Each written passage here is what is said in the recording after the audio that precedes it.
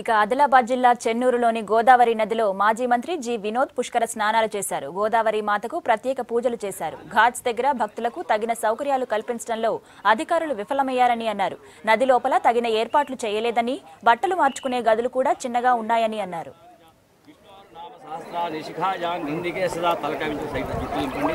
శిఖాయాం గంధికే సదా గంగన మంచి ఒకసారి 3 సార్లు ఆచమన్య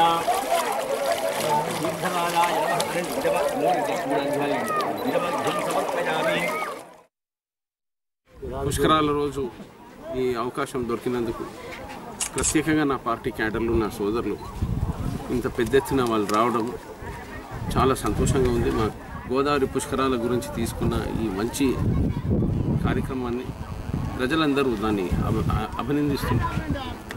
ఇక్కడ ఫెసిలిటీస్ కొన్ని ఇంప్రూవ్ కావాలి. ప్రత్యేకంగా చేంజింగ్ రూమ్స్ అంతా కొంచెం బాగాలేవు, అది కొంచెం ఇంప్రూవ్ కావాలి. టెంట్స్ కూడా కావాలి. వాళ్ళకు డ్రింకింగ్ వాటర్ ఫెసిలిటీ కనిపిస్తలేదు అంతా, అది చాలా అవసరం ఉన్నది. ఇక్కడ నేను అధికారులతో రిక్వెస్ట్ చేస్తున్నా, ప్రజలకు ఇక్కడ దగ్గరకు వచ్చే సౌకర్యాన్ని ఎంత ఇంప్రూవ్ చేస్తే అంత బాగుంటుందని. ఇంకొక 10 రోజులు ఉన్నది. ప్రజలు పెద్ద ఎత్తున సంఖ్యతో వచ్చే కార్యక్రమాలు ఉన్నాయి. అధికారులతో నా రిక్వెస్ట్ ఏంటంటే ప్రజలకు ఇబ్బంది కాకుండా చూసుకునే బాధ్యత వాళ్ళది.